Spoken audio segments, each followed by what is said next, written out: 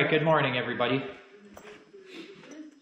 I'm out here in the shop and we're in for a bit of a warm spell here. Check it out. Northeastern Ontario. +4 degrees today out here, wet and sloppy. But tonight, she's plummeting to -15 degrees. So it's going to give us a really icy base here when it freezes up tonight. So anyway, we went on a 4-hour journey yesterday. Myself and MJ. And you'll remember in my other videos, somewhere along the line, the last video, the snow removal video that I put out, that I said I'm going to find a snowblower, and I was looking around just to see. Well, I found a snowblower, and I think I found a real gem on this one here, and it's back here. I picked it up yesterday. 4-hour round trip, 2 hours to pick it up, 2 hours to come home. That's just what it is. And we picked it up over towards Sudbury. So have a look at this puppy here. This is how I like to buy my equipment. If I'm buying something used, I don't care. I'd rather pay a little bit more money and know that I'm getting something good.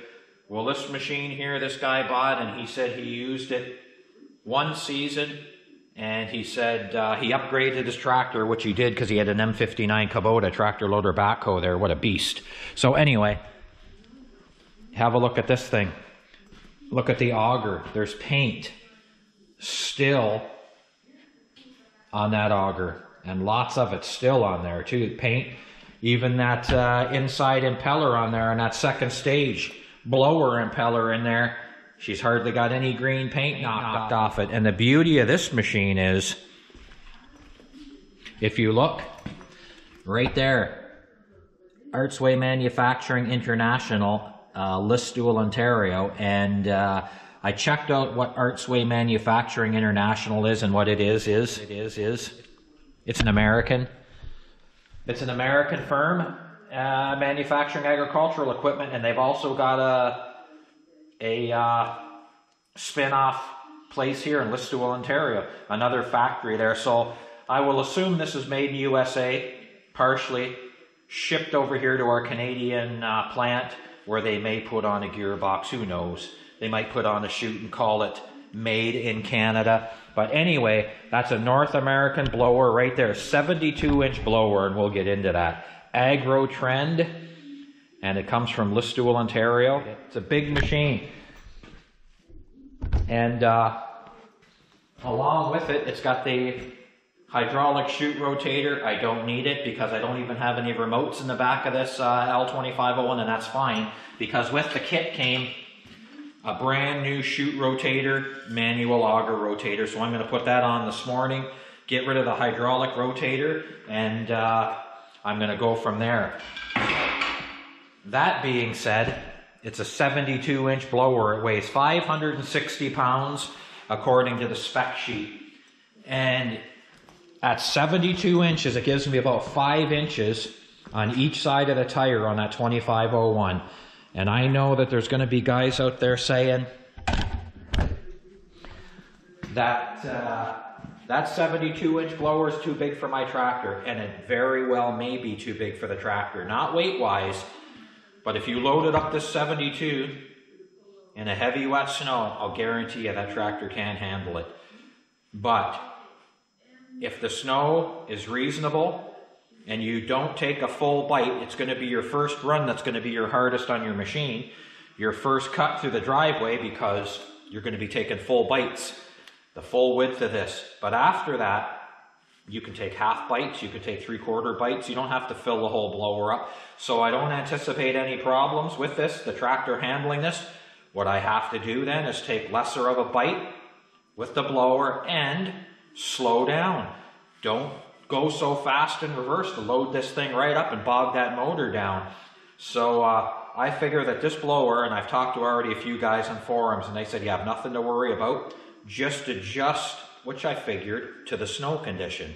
You adjust a big blower, adjust to the snow conditions. That's all. Just like you're driving a car, man. You adjust to weather conditions. So anyway, I think I got a good deal on this. Well, I know I got a good deal. I don't have to guess. And right there, made in Canada, sticker right on it. And like I said, I think it's originally, most of it's made in the States, shipped to Canada, and then assembled in Listowel, whatever, it doesn't matter. So, and it's heavy steel. That thing there, you look at this, man, that's quarter plate. And you can just tell a quality item. Look at those flange bearings. Look at those off the shelf, most likely flange bearings. You can get them probably from Canadian Bearing. Any bearing supply house will probably get those for you, lickety split. Nice heavy flange bearings, nice heavy roller chain, simplicity, things can be changed if you run into any issues. And that's what I like about buying North American products or any homegrown product. If you have an issue, you pretty much know that somebody's going to carry a part for it, because if you look at this, it's got generic sprockets, generic chain, generic flange bearings, right? And it's 1/4 inch steel. If you have to do anything to this machine, you know at any drivetrain supply or anything, you're going to get parts for this. You start buying obscure Chinese stuff, knockoff stuff, or junk, and sometimes you get into a problem of finding parts and you're sitting on a piece of equipment because the parts aren't available, or the distributor that was selling them, he went belly up. Next thing you know, you can't get, it just turns into a nightmare. So you buy North American, in my mind, you're buying some quality stuff when it comes to attachments.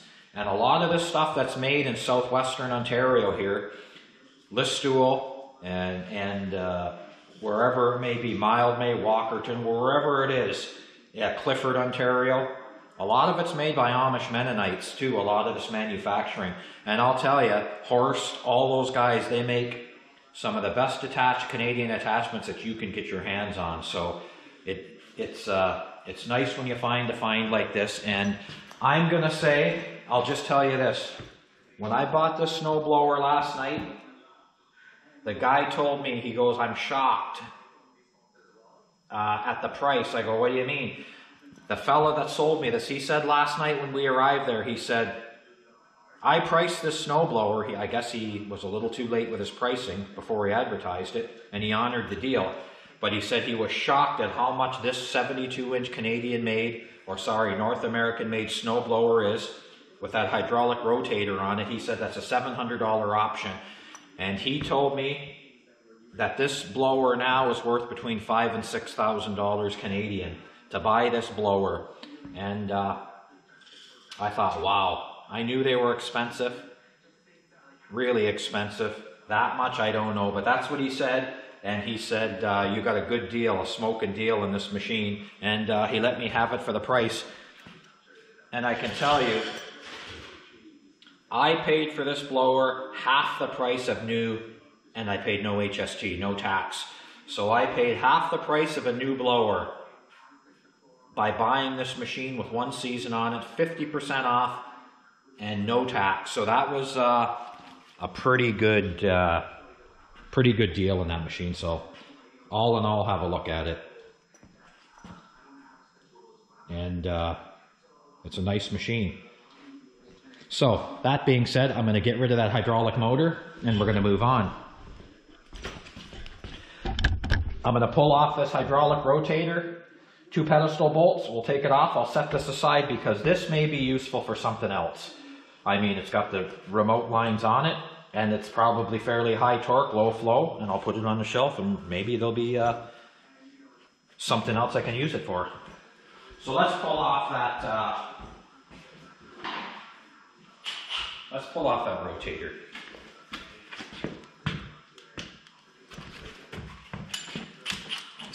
See where we go here. We got 3 bolts.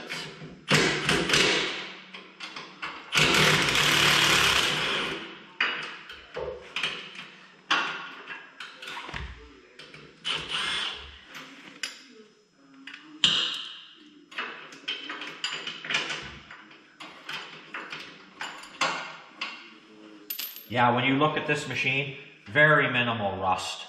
I mean, I got this machine just in time, really, so it's not rusting, good shape, and you can't beat it.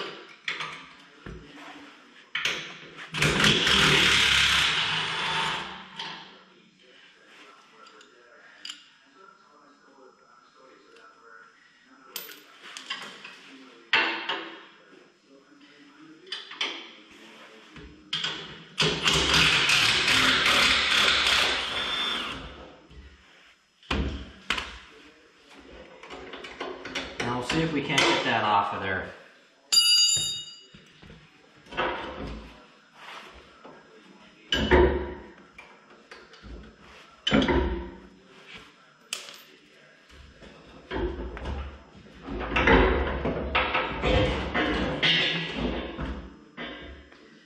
Maybe stuck right in there.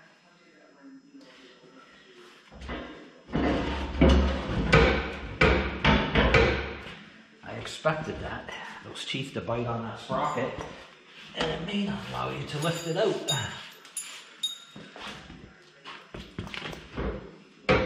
All right, I took the guard off.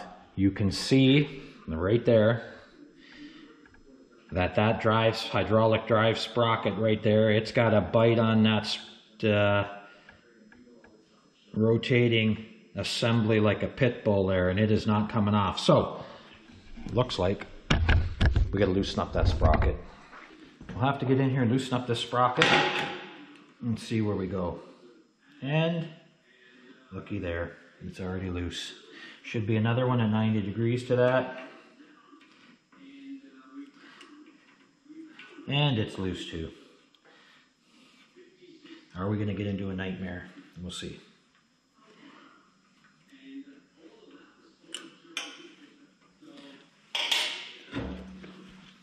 We'll just see if that sprocket will slide on that shaft, and if it will, we'll try it the easy way first.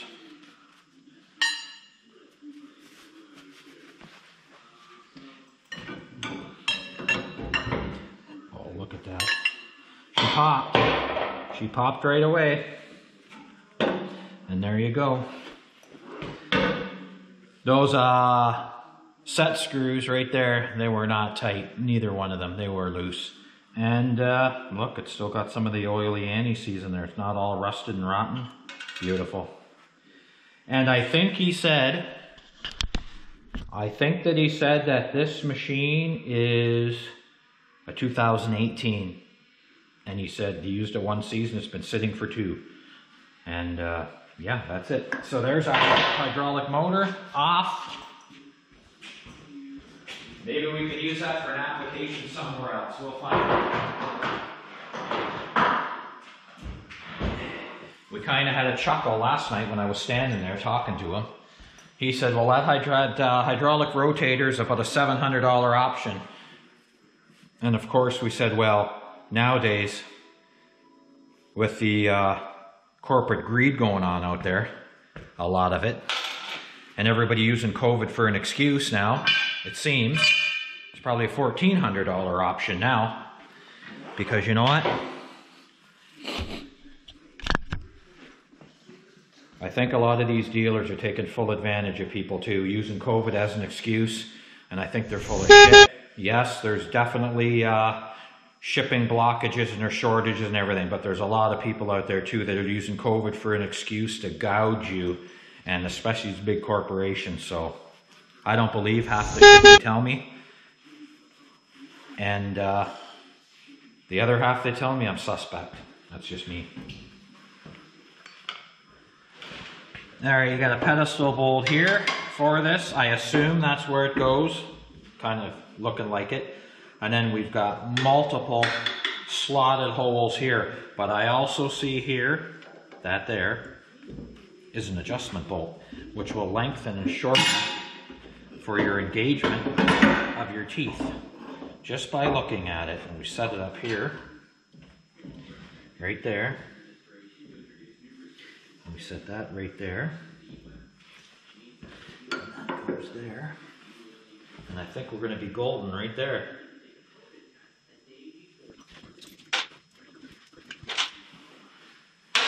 I tell you, this sure beats outside, man. For the bigger jobs, I've always had to work outside. For small jobs, I had a nice 28-foot garage down home, but it didn't have the overhead door height to get anything big in there. So having the big 12-foot overhead door now, or sorry, sliding doors in this shop, working on concrete. It's the cat's meow. It really is. No heat yet, but it'll come. No sense getting shaken up over that. I'm thankful, man, for what I got right now.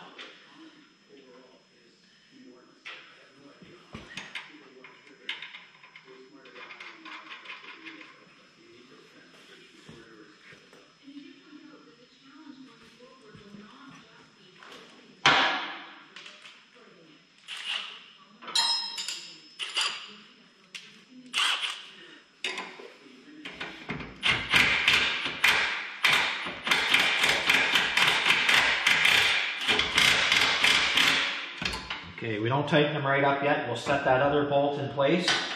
We'll get this second bolt in place and make sure everything's kosher before we go cranking on her.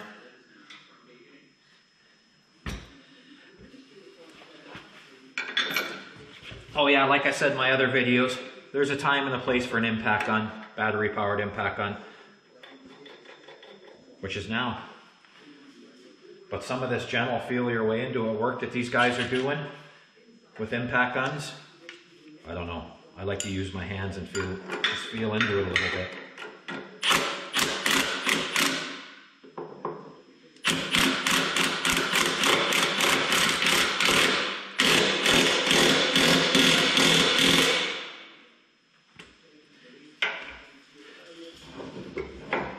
That's gonna have to go.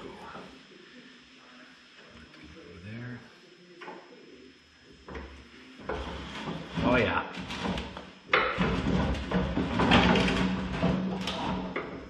That's what we want. Except for that.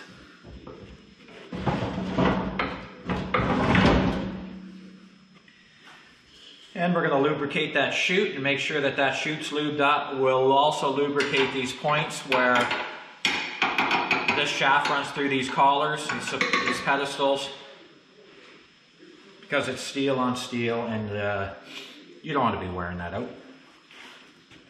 All right, so that's mounted.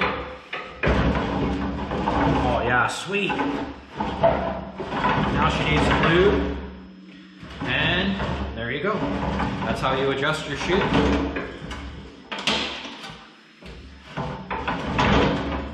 Nice.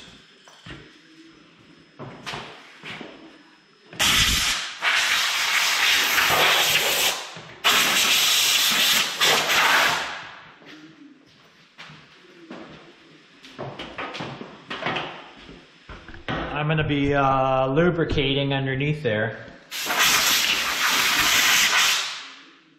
Where that chute rotates, I'll be lubricating in there, so I want to blow the water, and I don't know what kind of crap's been laying in there. I did see some pine needles on this, but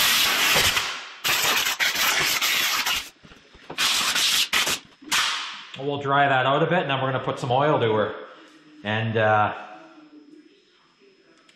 give that thing a chance to spin even nicer. We'll lubricate all the pivot points there. Anything that's pivoting on this, anything that's moving, she's going to get oil. Alrighty. Alright, so I went and got my little goldenrod oil can there and dumped some oil around here, just around the chute stem here, and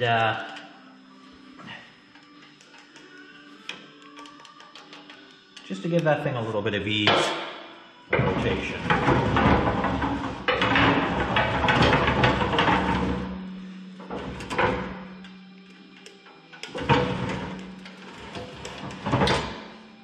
And in here, over here, on these pedestals, we'll give them a shot of, this is actually like 520 or 530 with tranny fluid in it, whatever. Who cares? Just oil her up. This thing's just happy to have a shot of oil.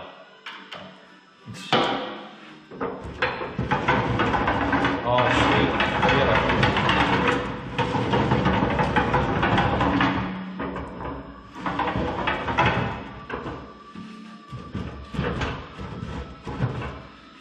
Now my question is, Will the chute stay in position? Because it rolls so easy. That'll be something to see.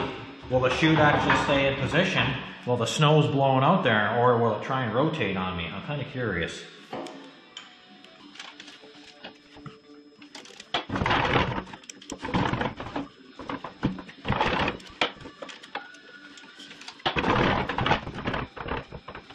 And we're also going to lube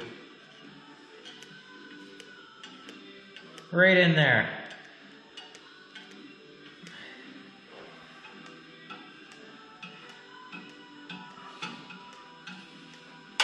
Where that sprocket runs.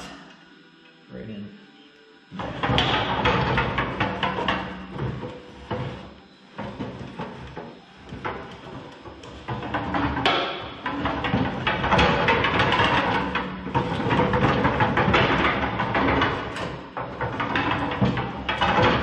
Okay, that's good for the oil job.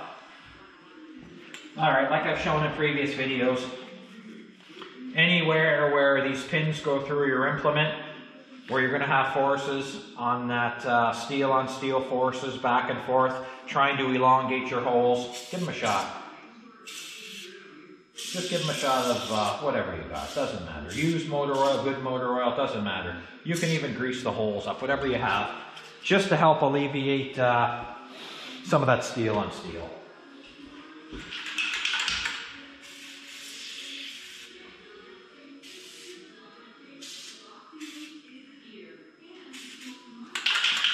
Up on your top link, give that a shot, each side.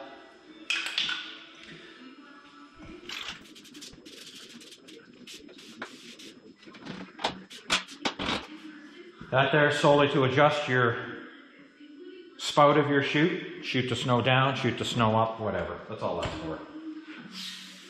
You got to remember too, as you come down the end of your driveway, wherever you are in North America, if there's salt in those roads, your blower may possibly run right into that road salt at the end of the driveway. When you're blowing the end of your driveway, you're going to pick up salt and everything else. So, you know, you got to lube all that stuff up, and I'll end up doing an end of season on this thing too.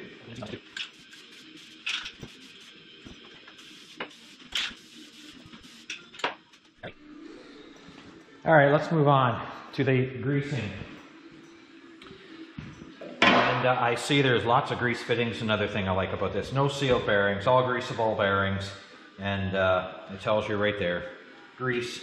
So you look in there, and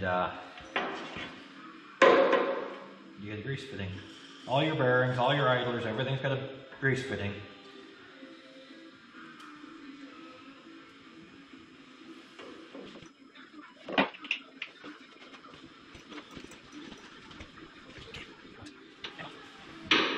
And on this PTO shaft, we got multiple fittings.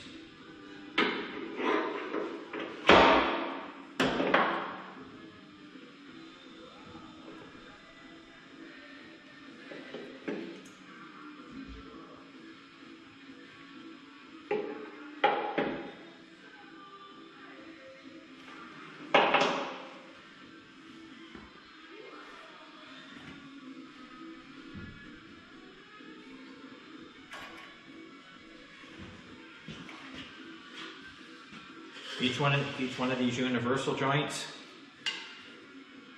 like any PTO shaft, has a fitting.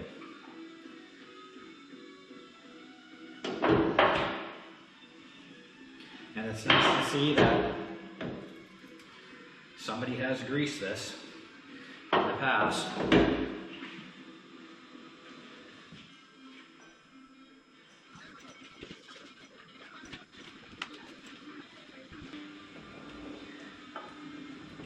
This thing is as quiet as a mouse.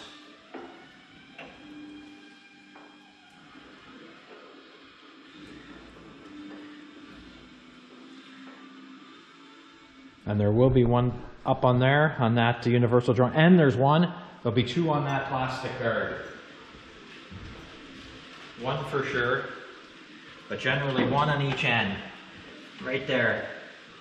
And you just give them a bit of a shot.